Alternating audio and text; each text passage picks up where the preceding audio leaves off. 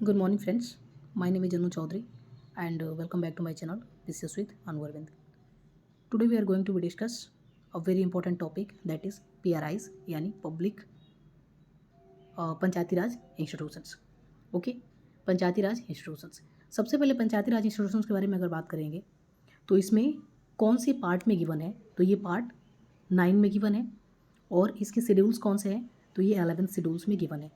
इसे आर्टिकल कौन कौन से हैं, कहाँ से कहाँ तक आर्टिकल है इसके, तो आर्टिकल 243A से लेकर 243O तक आर्टिकल है. अब चलिए देखते हैं सारे आर्टिकल्स को वन बाय वन करके, सारे आर्टिकल को देखते हैं किस आर्टिकल में क्या चीज़ें दिया हुआ है. ठीक है, तो पहला आर्टिकल जो है 243, इसमें इसके डेफिनेशंस की बात की गई है.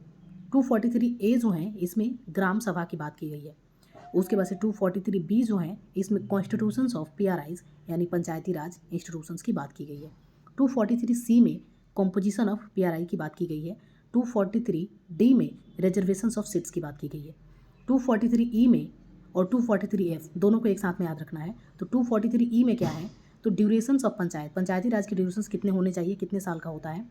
ठीक है, 243F में ई में क्या है, ड्यूरेशन ऑफ पंचायत, और डी में आपका है reservations of seats. Okay, F में क्या है, disqualification of PRIs. Okay, 243G में क्या है, तो power, authority, responsibilities of PRIs यानी पंचायती Raj institutions.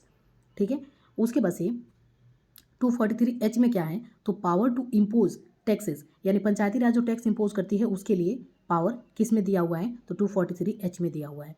243I finance commission के बारे में बात करता है, यानी कि पब्लिक पंचायती राज इंस्टीट्यूशंस को फाइनेंस कौन प्रोवाइड करता है, तो स्टेट फाइनेंस कमीशन. ठीक है, उसके बाद से आई हो गया हमारा. फिर जे क्या है, 243J में क्या बात की गई है, तो ऑडिट ऑफ अकाउंट.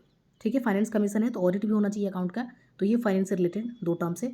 उसके बाद से 243K, उसके बाद 243K है election of the Panchayati Raj system. उसके बाद से 243M में क्या बात की गई है, तो part not to be apply on the certain areas. कुछ एरियाज है जैसे कि पैसा एक्ट हो गया तो उसके ऊपर कुछ पार्ट्स को अप्लाई नहीं किए जाएंगे, वो आपको कहाँ दिया हुआ है, तो 243M में दिया हुआ है. नेक्स्ट आपका है 243N, तो that is continuations of the existings law Panchayati Raj institutions. उसके बाद से लास्ट आपका जो है 243O, जो कि bar to interfere by court electoral matters, यानी इलेक्शन से रिलेटेड ये भी आर्टिकल्स हैं. तो यहाँ पे हमने पंचायती राज इंस्टीट्यूशंस के पार्ट, शेड्यूल, आर्टिकल देखे और आर्टिकल को वन बाय वन करके हमने देखे. I hope you like this video. If you like this video please subscribe my channel. Thank you for watching.